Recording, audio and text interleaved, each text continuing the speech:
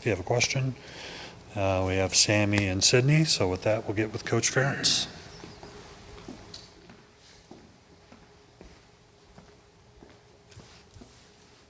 Thanks, Matt, and good afternoon to everybody. Appreciate you being here. So just take a minute to look back at the weekend, and then we'll move on to this week's game, certainly. So as I said Saturday, disappointing outcome, and that hasn't changed, obviously. Anytime you lose a game, it's really the lowest of lows, and it's a sting that really sticks with everybody pretty much throughout the weekend. So, that is what it is. I think looking back, as I said Saturday, thought our team prepared well. Thought they were focused Saturday and played with good effort. Both teams did. And bottom line is we came up short 3 points against a good team. So certainly disappointing. But, like every Sunday, you work through it, come in, look at the film, see what you can learn, and see what lessons we can take out of it. And then most importantly, you got to flip the page and start progressing, hopefully grow and improve as a result of that. And good to be back on the field Monday. Pretty much the same routine as we've used the last 10 years now.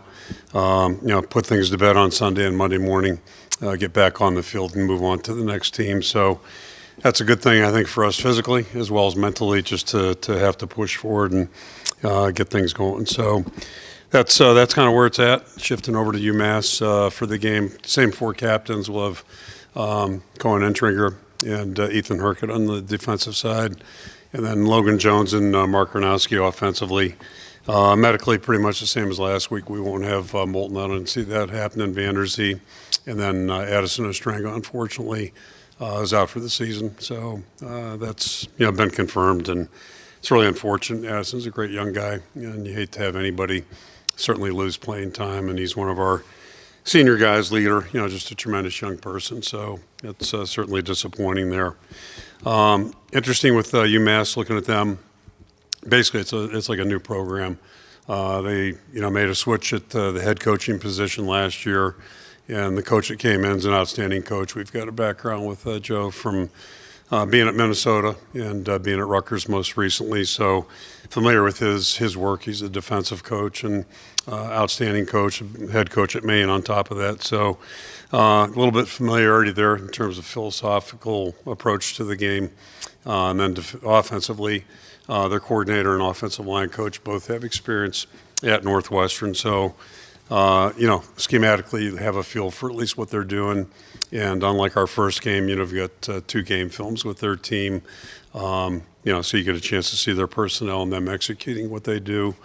And then, pertaining to the roster, it's like a lot of things now in college football, with the new rules, new staffs come in, huge roster turnover. And, the coaches have, as I understand it, the right to release players, and then obviously the portal and all that type of thing. So long story short, they've got a lot of guys from a lot of different places on their team.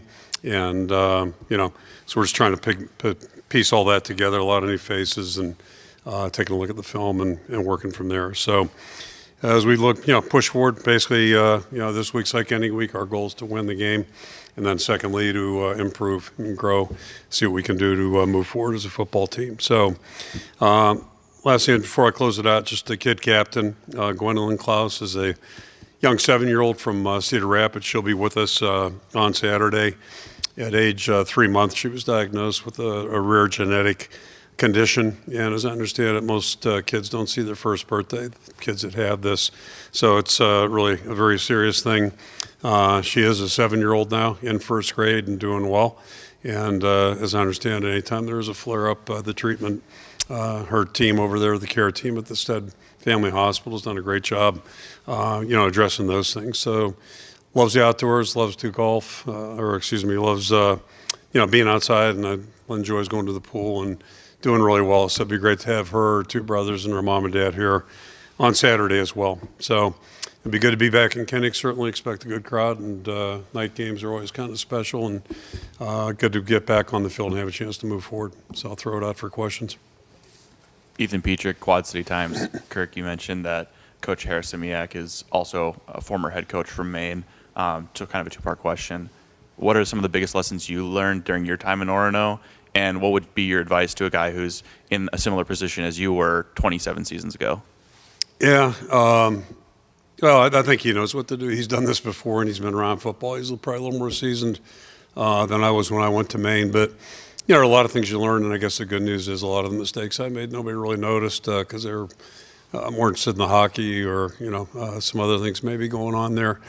But, you just learn a lot. It's like every job and every day, when you're doing something, if it's challenging, there's always something to learn. The value of putting a staff together is probably my biggest takeaway from that experience. And, I think that was one of the things I learned here as an assistant, the value of putting a good staff together. We certainly had that here in the 80s with Coach Fry. And, made a mistake or two in hiring up there. One of it is I think it's important to hire people that fit at your place, not just in terms of philosophy and all that type of thing, but also a good fit for where you're coaching at and having a grasp of that. So that was one takeaway. But it was a great 3 years for me. Really enjoyed it. And Kevin White, the guy that hired me, was a tremendous athletic director. So, you meet a lot of good people and, have friends to this day that are still up in that state. Hey, Kirk, Elliot Clough, Hawkeye Insider. Are you happy with the downfield passing game right now? And I guess how do you get that to maybe click and be a threat to opposing defenses maybe more consistently? Well, we're working on that. We're working on everything right now. And, we're 1-1 right now, so not happy with a lot of things. And, it's just kind of the nature of the beast. Scored 13 points. We'd have to do better moving forward. But, they're a good defensive football team, too, so there's a lot of things you got to factor in there. Thought we made some improvements on Saturday. We grew from week one in the passing game. It was not good, the week one. We talked about that a week ago. So, we'll just keep pushing forward and continue to grow. And two things going on there. I think, our players get more comfortable as we move forward. Then also we learn more. It's one key takeaway, I think, anytime you look early in the season as a staff, if we're not learning about the current group of players that we have. And you learn through camp, you learn every day. You learn, going back to January. But getting in game competition, you learn a little bit more about what's good and what's not so good. And it's a process, and it's been that way as long as I've been coaching. So that's kind of what we're going through right now. Tyler Tashiman with the Des Moines Register. I know we've talked a lot about just Mark's play in general, but there was a handful of drops against Iowa State. What are you seeing in terms of receiving game, tight end? Like, what's your evaluation of kind of how they're playing on the other end of things of Mark? Yeah, Saturday's a good illustration, and you just brought up a good point. Like, there were a lot of things going on. It wasn't one player necessarily, and there are a lot of things I saw that were maybe a little bit uncharacteristic. I don't know if it was the step up in terms of atmosphere, competition, all those types of things. It's, a little tougher challenge than being at home in a game that was fairly comfortable. So, but there were a lot of things. Mark dropped a shotgun snap, and that probably killed us on a third down attempt. We had a chance to have it open and hit it, and just a simple routine thing there. So all those little things really add up. Throw special teams in there, too. That's normally a strength for us, and it really didn't do much to help us in the game the other day. So, the combination of all those things, they all go together, and, drop balls are going to help, deter an offense's progression, and that's not a good thing. Just a little, basic execution, and that's usually what the game comes down to, especially in games like that where you have two competitive teams and, flip it over and list some things on the other side of the ball too. But, you just got to keep pushing forward. Tom Kakert, Hawkeye Report. Twofold question, kind of nature of Addison's injury, and DJ Vaname is going to have to, I think, step into a larger role. Maybe Thomas Meyer. I know he traveled with you guys. Can you tell us about both those guys? Yeah, I'll start with those guys. They both have done a good job. We've gotten a much shorter glimpse at Thomas, obviously, because we only know him from August on, basically. He trained here in June and July, but, football-wise, saw him starting at the start of August here, late July, I guess, technically.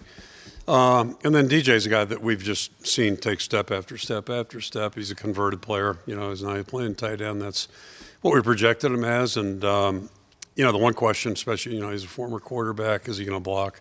How will he block? He's done a really good job there, and he's changed his body on top of it. So, he's a guy we really feel good about. And now, due to injury, he's going to be pressed into further. His role would grow a little bit, and that's good. That's fine. He'll handle it well. He's done a really nice job.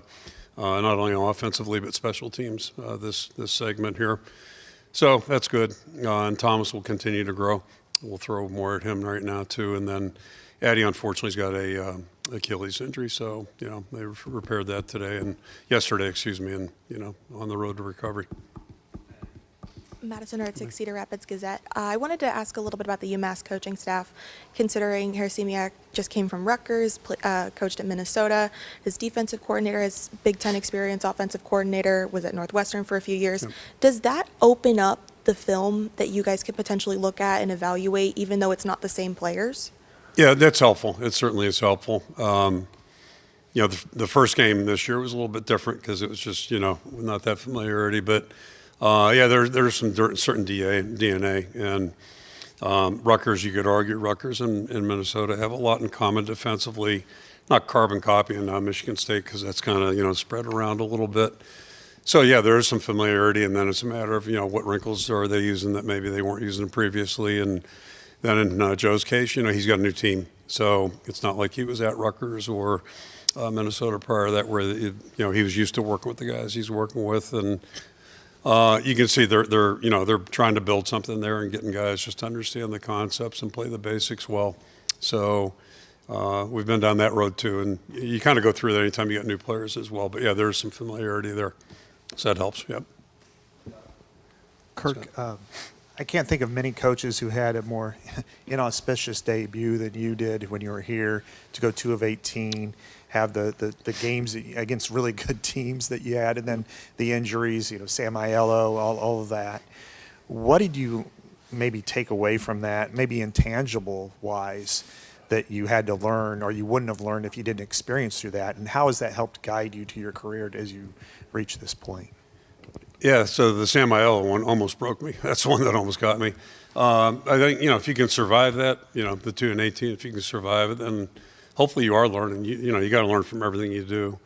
And I think what you learn is that you do what you do. At some point you've got to believe in something, and you try to stick to your principles. We adjust them, not weekly, but, we try to look at what we're doing all the time and just see if there's better ways to do things. But at some point, you've got to believe in something. And fortunately, I guess when I came here, there were enough things I had experienced as a coach that I think were just like non-negotiable. We need to be doing these things. And so we tried to stay true to those core principles. And, you just try to stick true to who you are. And you have to realize, too, and I think if there's one good thing about failing, you realize that's part of growth, that's part of life. If you're doing something challenging, which this is certainly a challenging endeavor. So, the good does come with bad, and you got to work through it and see what you can learn from it. And as long as you're learning something, then it's not a total loss. And but if you're not learning, or if you, if it breaks your will, or you start, surrendering, then it's just not going to end well. What were those core principles? Well, just certain things. Just about the way we do things fundamentally, and just what we deem to be important in the program.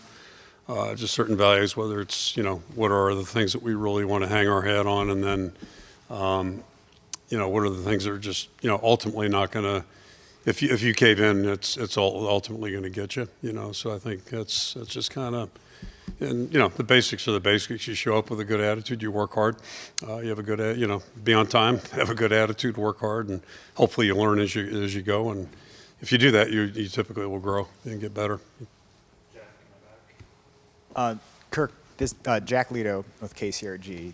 Mark has something around a 54% completion percentage. It's only 2 games, of course. Yep.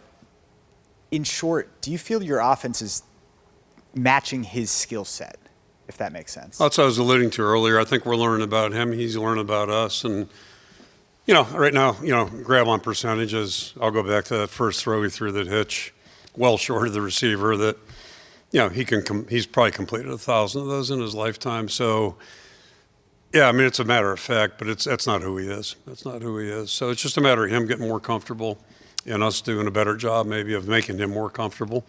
And that's part of the process as you go along. And I think about some of the good quarterbacks we've had. I'll go way back to, Brad Banks. Nobody knew who he was. And then after 3 games, they did know who he was, and nobody liked him. And probably, I don't know if Drew Tate was getting rave reviews after Arizona State. So it's just part of the process. When you're getting on the field and going through things, you're learning as you go. And, my attitude is we look more at the big picture. There's 12 games scheduled. We're going to take it a week at a time. As long as we're growing and getting better and moving forward, we'll live with the results, and that's really all you can do. I'm sorry, Matt. What do you mean by make you more comfortable? I know you don't want to give away your whole bag. Just like, is there a certain route, certain way you run things that would make him feel more comfortable? Well, I think every quarterback, that's part of the exchange, hopefully. He and Tim talk all the time. That's what every quarterback does with the quarterback coach and the play caller. And, there's certain things you feel good about and certain things you don't feel good about. That's part of putting a game plan in.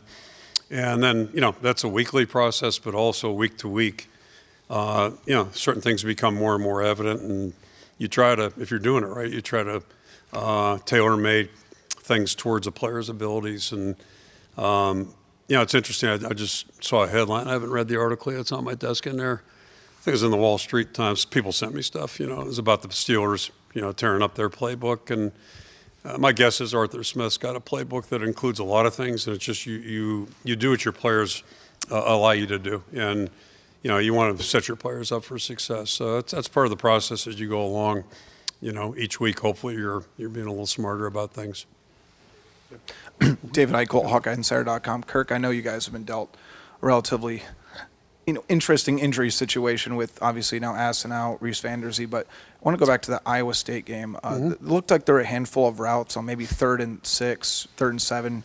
Guys maybe only running about 5 yards out. I'm just curious from your insight, is that the route concept? Is that maybe the receiver not knowing where they're at? Is it the defense kind of taking some things away? But just kind of take me through your thought process when you looked at the film on absolutely. That. First of all, as you might imagine, if we need 6, we typically don't run routes at 4 or 5. Hopefully we don't have those calls matched up. A lot of times that's one of the big takeaways from Saturday, quite frankly. I mentioned special teams really didn't do much to help us in the game, and that is uncharacteristic. Usually we at least hold our own or get an edge there, and I'm not sure we did that Saturday. So that's part of the deal. What you're referring to there, I wouldn't disagree with that, or the drops. But usually it's a matter of people pressing, and I've sat in a million meetings where the one piece of feedback you hear all the time is, hey, the receiver's a little short. And that's the John Wooden, be quick, don't hurry deal, in my opinion, and sometimes the harder guys try, the more, they lack out on that. And that's flip it over on defense too. One of our issues Saturday at times was leverage. And there was one play in particular I thought was a huge play in the game that we had defended, but our leverage wasn't quite where it needed to be. And it's a matter of inches, and those little inches make a difference. So, and that's a challenge in the game. The tempo's high. So can you get to where you got to get, or whether it's a route depth or, a point you are on the opposition, the guy that's trying to block you. And when you lose those little things, it opens the door for maybe an extra yard or two. And those sometimes can be really big plays in the game, and that's part of the deal. The other big play in the game was that tip pass. It was just a great play by Berkeley. He made a great reception on it. So, on one hand, kind of lucky, but on the other hand, great play by their guy, great effort, and that's part of football too.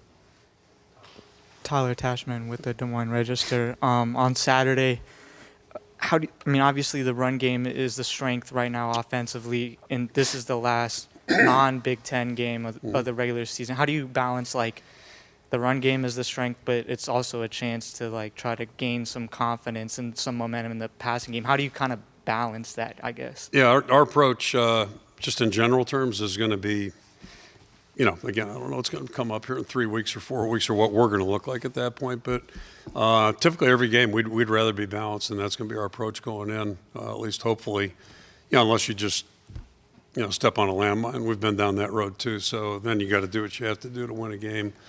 But in an ideal situation, what we're trying to do is be balanced, and that'll be our approach Saturday. We want to run in and throw the ball effectively and throw in its play action, but also drop backs. And, how much drop back you do or don't do depends on your team and also the game. But going into the game, we've got to be prepared to do all those things, and hopefully we'll be able to do some of that stuff again and do a little better. Just keep moving it forward. Tom Kakert, Hawkeye Report. Wanted to follow up about Dunker and Bo Stevens. Both were kind of they're out. fine. They're good to go. Yeah, they practiced 2 days now, right? Okay. So they're good. Yep. Hey, Kirk, Elliot Clough, HawkeyeInsider.com. wanted to ask about slow mesh. I know we talked about it a little bit after the game, but you feeling comfortable with running that? I know you guys only ran it twice. Like, what do you think about including that, especially while you mentioned Mark's trying to, figure some things out with chemistry and all that? Yeah, we wanted to run it Saturday if we didn't feel like it's going to help us a little bit. And then how much or, how little, probably depends on how things go as we move forward. But, yeah, we think it's something worth investing time in. We have invested time in it. And, unless there's a good reason, we're going to keep it in there and just see how it goes week to week and that type of deal. But it hasn't really eaten up much time. It doesn't take away from a lot of the other things that we want to do as well. So, yeah, we'll just keep it as part of the offense. And whether or not it grows or shrinks, we'll see as we go along. I don't know at this point. Do 3 more questions, Scott, first. Yeah, Kirk, I wanted to ask about linebackers because I know, Jack Campbell was off the charts in so many different areas, physically and mentally, and it all caught up at the end. Jay, his instincts were off the charts as well, athletically. Well, nobody's Jack Campbell, but he was as good as you could possibly be for the body he has. Your two guys seem to have caught up. I thought week 1 to week 2, their instincts were better, they're quicker. How are they progressing to where you want them to be in that position? Yeah, same thing. We'll take that week by week, but so far so good. I mean, we've point-wise we've played pretty well. It's whatever it is. I think 16 points, right? I don't know this in 2 games, but yeah, seeing some good things. More importantly, how they're playing their positions, and I think both are doing a really good job. There were a couple times where Carson almost got he was out of control a little bit. Saturday, and he plays fast, so just learning how to settle a little bit, as he gets closer to the ball, closer to making a play, probably help him a little bit. But you'd rather coach a guy back than, have to coach him forward that way. So I don't take that as a negative. And, we'll just see what happens here. But, yeah, I think so far so good. And Jackson Rexroth played quite a bit Saturday, too, and he's done a good job. Yep. Kirk, pardon me if you were asked this on Saturday, but you get 4th and 2 from the second quarter, in the second quarter and the third quarter, both in Iowa State territory with a running quarterback like Gronowski. Looking back at the film, did you have any considerations you would go for that, on 4th down? Not in either situation, no. And we went through at least 1 or 2 also, right, and converted 1, I believe, or 2. I can't remember now, but no second guess on the ones we did the other day, no. Given the circumstances we were in. Yep. Hey, Kirk. Jonah Krell with WQAD. Overall, your defense has really limited the explosive plays. What has impressed you most about what you've seen from them through 2 games, and then what more do you want to see from them as well? Yeah, I think, they're off to a good start that way, and points are the most important stat defensively.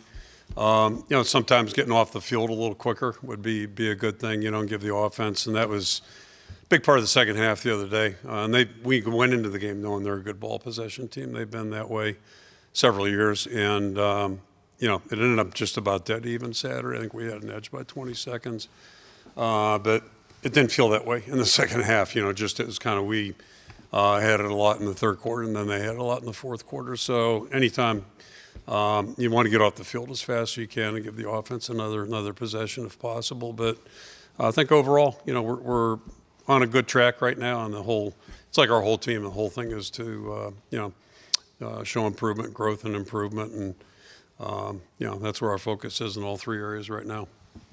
Okay, thank you, Coach. Okay, thank you guys. See you Saturday.